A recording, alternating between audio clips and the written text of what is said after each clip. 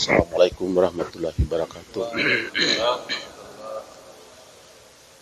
Pertama ini untuk menguatkan kita semua bahwa begitu bermanfaatnya majelis subuh kita pada pagi ini, seperti menyangkut sahnya sholat tadi, ketika kita mendengar bahwa beberapa langkah sahnya sholat itu termasuk berpakaian di dalam ini. Jadi kita sebetulnya kan gini, mudah-mudahan dengan pertemuan ini membangkit kita berpikir bahwa begitu pentingnya menghadap Allah daripada selain Allah, kan begitu dalam hal berpakaian itu.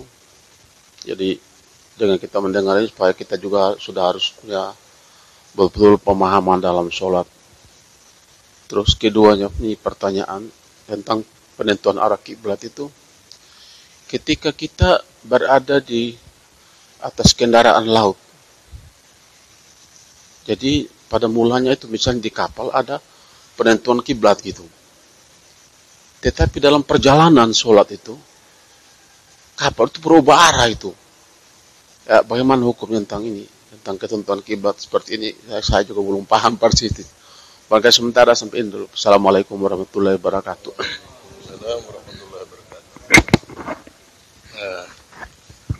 Terima kasih apa yang ditanyakan oleh Bapak Usman kaitan dengan ketika kita salat dalam perjalanan, khususnya di laut, di kapal itu. Biasa di atas kapal, khusus kapal pelni yang kapal besar itu biasa ada ruangan musallahnya atau ruangan masjid. Dan dalam ruangan masjid itu kalau tidak salah di mimbarnya itu, di situ juga ada kompas, ada kompas penunjuk utara selatan. Karena liwat kompas menunjuk arah utara selatan ini, maka kita ambil ketika lihat di mana arah barat, kita menuju ke arah barat itu. Atau biasa ketika kita masuk waktu salat, maka orang-orang muslim atau jamaah yang ada di atas kapal, anak buah kapal itu ABK, mereka juga selalu sama-sama kita melaksanakan salat. Dan ketika mereka ada, maka arahnya lebih tepat. Tetapi tidak mustahil ketika kapal berlayar bisa saja berubah. Itu tidak mustahil, tidak berubah. Itu yang disebut fa'inatu wallu fasamma wajhullah. Kita tadinya sudah niatkan menghadap ke kiblat, tetapi berlayar kita juga tidak tahu lagi. Tiba-tiba mereka rubahkan arah pesawat itu, arah kapal laut itu, maka kita tetap sah melakukan salat tadi. Kenapa? Kita sudah niat pertama niat, kemudian kita juga berdiri mengarah ke kiblat pada saat itu. Tapi setelah berlayar mereka putar lagi, itu tidak ada masalah itu. Jadi itu sudah disepakati para ahli bahwa walaupun ketika berlayar kemudian dia terputar arahnya, tetapi kita tetap sesuai dengan niat pada awal tadi, menghadap ke kiblat. Arah kita sudah menghadap kiblat dari awal tadi. Bismillahirrahmanirrahim. Assalamualaikum warahmatullahi wabarakatuh. Pertanyaan saya singkat dan jelas, padat, yaitu saya selama ini bertanya-tanya kenapa kita sholat itu rakaat pertama dan rakaat kedua itu bersuara, terus rakaat ketiga dan rakaat keempat itu kita tidak bersuara. Yang pertama, yang kedua, ketika rakaat ketiga dan keempat itu kita hanya baca Al-Fatihah.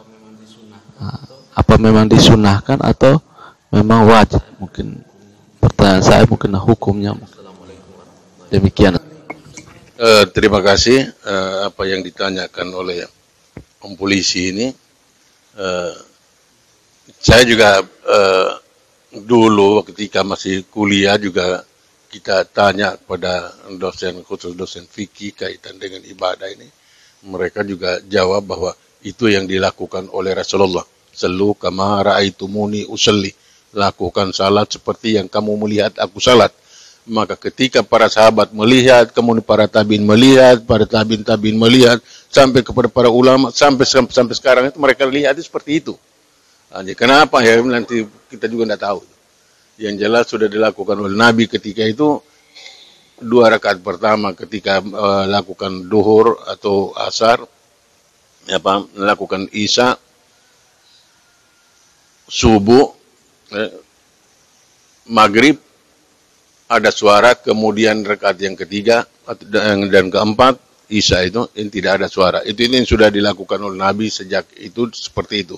Maka para sahabat kemudian tabiin lakukan seperti yang dilakukan oleh Nabi seperti itu. Jadi itu yang dilakukan, maka kita juga mengikuti seperti itu. Tapi apa rahasianya? Nanti biasa para ahli fikih mereka mulai menafsirkan. Tetapi makna penafsiran ini juga nanti sampai jauh dia akan berubah lagi. Lebih baik kita tidak usah tafsirkan, kita ikuti aja.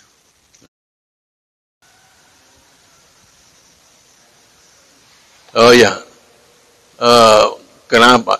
Ya, yang gini, inti dari salat la salata illa bi fatihatil kitab. Tidak ada salat bagi orang yang tidak melakukan, tidak membaca Fatihah. Maka ketika rakaat yang pertama dan kedua, khusus salat jahar ini, yaitu maghrib, isya, maghrib dan isya, itu disunahkan untuk membaca surah-surah. Sementara rakaat yang kedua tidak disunahkan, tidak diwajibkan. Itu secara para ahli fikih mereka sudah ikuti yang pernah dilakukan oleh Rasulullah. Jadi tiap rakaat diwajibkan untuk Fatihah, sementara surahnya itu disunahkan. Saya kira seperti itu. Assalamualaikum warahmatullahi wabarakatuh. Pertanyaan saya begini Pak, ini menyangkut mandi bersih ini, mandi nuju dengan junub, ya, mandi junub, ya. Kan biasanya kan sebelum azan ya, mandi. Biasanya ada ibu-ibu istri satu pernah dengar bilang dari majelis talim bilang kalau tidak bisa mandi, misalnya sakit atau cukup basuh dengan air kepala baru celupkan di semua badan. Sementara kita kan sakit nih. Jadi kan menurut pengetahuan saya mandi itu harus bersih, harus semua kena air. Jadi menurut Bapak Imam, dalam keadaan sakit apa cukup dioleskan, dibasahin, oleskan atau dibasahin sedikit, itu kita tidak ada tuntunan seperti itu. Ketika dalam keadaan itu maka kita diwajibkan untuk tayamum. Diboleh walaupun junub, tetap tayamum saja. Jadi dimudahkan itu. Karena kondisi badan tidak bisa kena air, maka tayamum. Dan tayamum ini kan jangan kita angkat tanah yang banyak-banyak, ambil debunya aja sedikit. Ya, ditayamumkan aja. Jadi mandi membahayakan, maka tayamum saja. Saya kira seperti itu. Terima kasih. Ternyata pertemuan kita atau forum ini sangat baik untuk kita, karena faktor kehati-hatian itu seharusnya menjadi perhatian kita, karena terkadang kita jatuh dalam hal yang kecil. Kita menganggap kita sudah sempurna, ternyata hal-hal kecil seperti najis tadi itu kita tidak terlalu memperhatikan. Sehingga dengan kajian fikih ini untuk membuat kita lebih hati-hati. Jadi berkaitan dengan pakaian mungkin sharing, kita biasa mendengar di YouTube soal pakaian ini, cuman karena tidak ada klarifikasi sehingga kita tidak bertanya lebih lanjut. Kalau tidak salah Ustadz Haji Hidayat pernah menyampaikan dalam YouTube itu bahwa berpakaian dalam sholat itu setiap pakaian kita yang ada di almari itu sebisa mungkin kita gunakan juga untuk dalam sholat. Karena nanti akan diminta pertanggungjawaban. Jadi pakaian ini tidak pakai untuk gagah-gagahan saja, tapi juga dipakai untuk sholat juga. Nah, itu tidak diklasifikasi apa pakaian seperti apa, ataukah jenis apa, itu tidak disebutkan. Karena dalam YouTube kita tidak bisa mengikuti dengan kelanjutan. Itu pertama. Terus di lain sisi di YouTube juga, kalau Ustadz Abdul Somad juga mengklasifikasikan. Jadi di fikih tadi ayat itu semakin jelas buat kita. Jadi walaupun kita sudah mendengar di media sosial, tetapi dengan forum begini semakin jelas. Jadi yang seperti ini buat saya menjadi nilai tambah untuk kita koreksi diri. Tidak perlu kita mencari salah benarnya, tetapi kita mencari tuntunannya. Nah, jadi saya sangat berterima kasih dengan forum-forum begini, terus kita tingkatkan. Nah, jadi mungkin ini juga kita sandingkan dengan sumber yang dua tadi itu dengan hadis ini juga kita perlu perjelas. Karena yang jelas bahwa kalau buat saya yang terbaik itu yang kita harus pakai. Nah, walaupun syaratnya memenuhi, tetapi dari sisi etika dan adabnya juga jadi perhatian. Terus yang kedua, karena uakan nanti paling terakhir tuh. Itu saya akhirnya lupa karena diganggu oleh uak lagi, ya sudah. Untuk sementara itu dulu, saya kembali. Terima kasih pertanyaan dari Pak Herman kaitan dengan memperoleh informasi kajian pengajian dari kedua para ahli kita, para ustadz itu, Pak Ustadz Hidayat dengan Pak Somad itu mereka luar biasa ya. Ustadz-ustadz kita yang luar biasa, ketika mereka menyampaikan untuk sementara kita bolehkan mereka itulah yang paling benar itu, karena mereka kuasai semua baik hadis maupun firman-firman Allah di luar kepala. Kalau kita masih buka ke laptop, buka ke buku, mereka sudah langsung disampaikan. Kaitan dengan pakaian ini seperti kami sampaikan dalam Al-A'raf ayat 31 tadi. Ya Bani Adam, wahai anak Adam, khudzu zinatakum, ambillah perhiasan, pakaian perhiasan kamu inda kulli masjid, ketika kamu hendak ke masjid. Yang dalam kaitan ke masjid untuk apa? Ya ke masjid untuk salat. Jadi disuruh kita mengambil perhiasan kita. Memang tidak disebutkan perhiasan ini seperti apa, tetapi nanti oleh Rasulullah menutup aurat.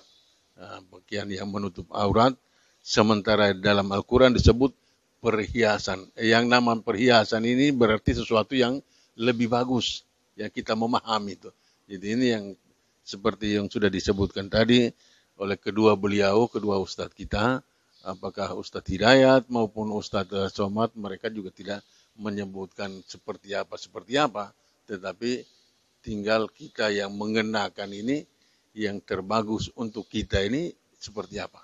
Jangan sampai begitu kita pakai, dan pada saat kita keluar orang ketawa kita. Ini bukan perhiasan lagi, tapi sudah jadi boneka nanti. Itu jadi perhiasan itu begitu kita pakai, cocok untuk kita dan orang lain lihat juga, ini bagus juga, bagus pakaiannya. Jangan sampai begitu kita pakai, begitu kita keluar orang lihat, ini boneka apa kau liwat ini. Ini yang dimaksud dengan zinah di sini, zinah yang terindah dari kamu itu ketika ke masjid ini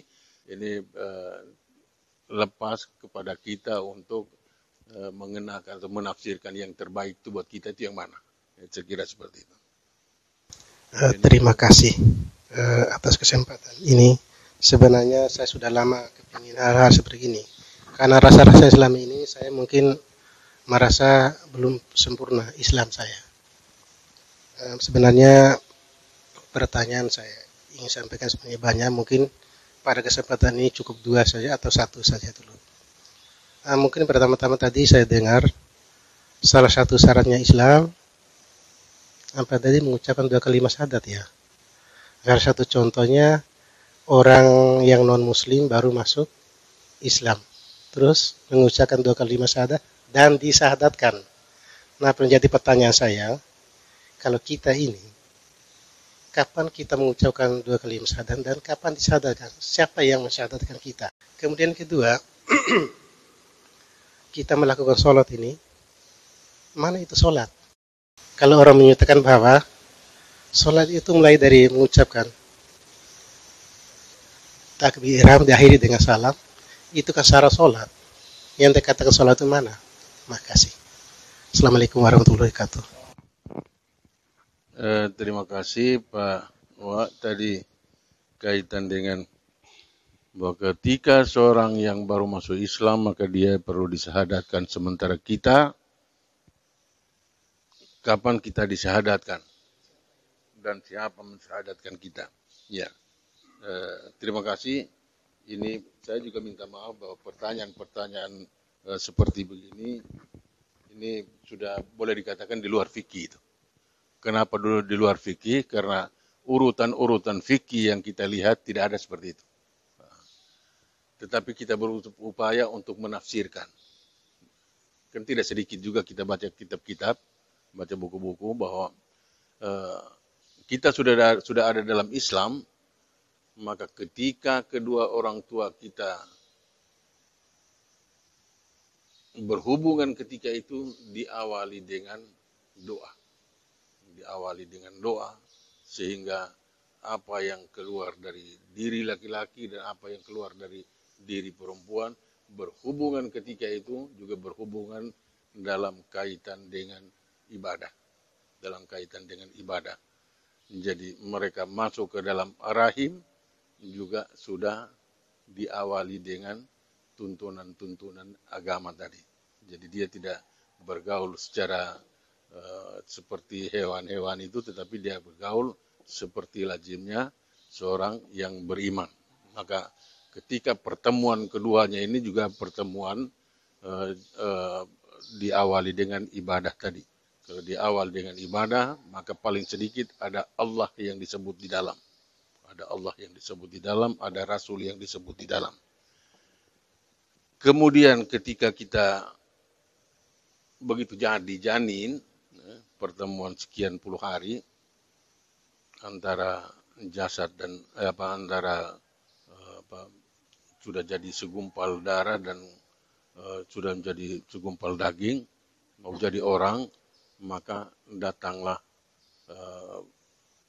pertanyaan dari Allah, alastu birabbikum. Semua calon-calon janin tadi menyatakan qalu bala syahidna. Kita tahu itu dari mana? Kita tahu itu juga dari Quran. Tidak ada orang yang tahu kecuali sudah disampaikan oleh Allah. Engkaulah Tuhan kami. Berarti kita semua ini bukan saja mengucapkan asyhadu alla ilaha illallah wa asyhadu anna muhammadar rasulullah, tetapi kita pada saat itu lewat Al-Quran kita tahu engkaulah Allah. Lalu untuk apa lagi ucap syahadat lagi? Ya kita semua sudah sebut tadi. Alastu birabbikum, semua orang qalu bala syahidna, benar engkau Tuhan. Saya mau ucap kapan lagi? Ini juga penafsiran,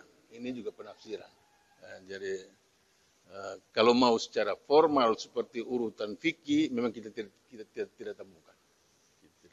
Tetapi ditafsirkan, maka pertemuan sehingga menjadi seorang Islam, kita di dalam Islam tadi, itu ada urutan-urutan seperti tadi. Kita bergaul juga lakukan secara Islam, maka insya Allah kita menghasilkan benih-benih juga secara Islam, dan benih itu juga sudah mengakui, bukan cuma mengucapkan aja, mengakui. Akui siapa? Akui Allah adalah Tuhan. Qalu bala syahidna, benar engkau Tuhan. Jadi gambaran bahwa kita semua ini gambaran. Kita juga sudah lupa lagi di alam arham ketika itu, alam rahim. Bahwa kita pernah berdialog dengan Allah dan kita mengakuilah dialah Tuhan kita. Kemudian begitu kita lahir di atas dunia, yang pertama kali diperdengarkan juga diazankan di telinga kanannya dan diikamatkan di telinga kirinya. Kemudian seminggu kemudian juga kita akikahkan. Dan kita akikahkan ini juga yang kita ucapkan adalah kalimat-kalimat yang thayyibah. Sebut-sebut nama Allah, dan makna daripada akikah itu sendiri. Akikah diartikan secara sederhana yaitu kita gadaikan. Kenapa kita gadaikan? Karena kita tidak mampu untuk menghidupkan dia, tidak mampu kita. Yang mampu memberi hidup dia cuma Allah. Bukan dia saja, kita sendiri juga tidak mampu untuk hidup. Yang diberikan, maka pada saat usia 7 hari tadi, ketentuan ini ketentuan.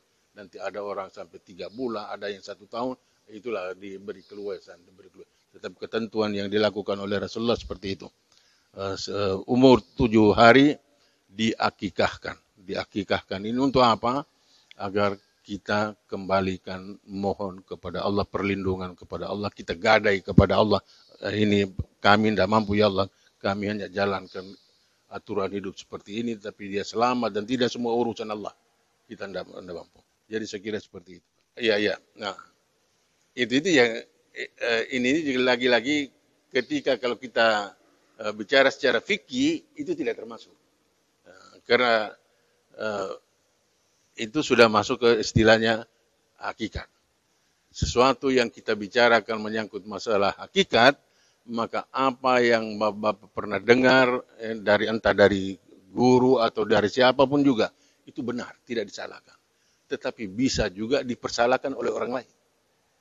Kenapa? Itu sudah lari ke penafsiran. Nah, jadi yang kita lakukan sesuatu yang nyata, sesuatu yang nampak ini. Ya. Yang saya lihat khususnya masbuk yang kurang 2 rakaat, menyelesaikan sisa 2 rakaat. Ada yang langsung 2 rakaat satu sekaligus. Saya lihat ada yang tahiyat dulu 1 rakaat, naik baru 1 rakaat lagi. Mohon penjelasan. Itu yang saya sudah sampaikan tadi.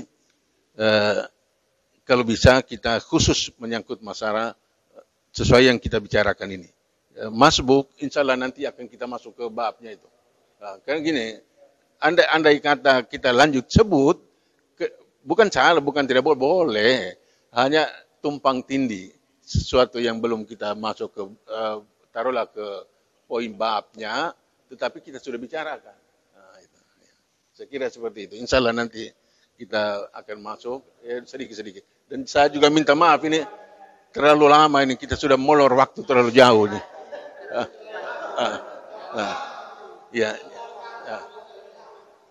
Jadi saya kira seperti itu, mungkin kita akhiri, insya Allah Sabtu berikutnya akan kita Alhamdulillahirabbil alamin.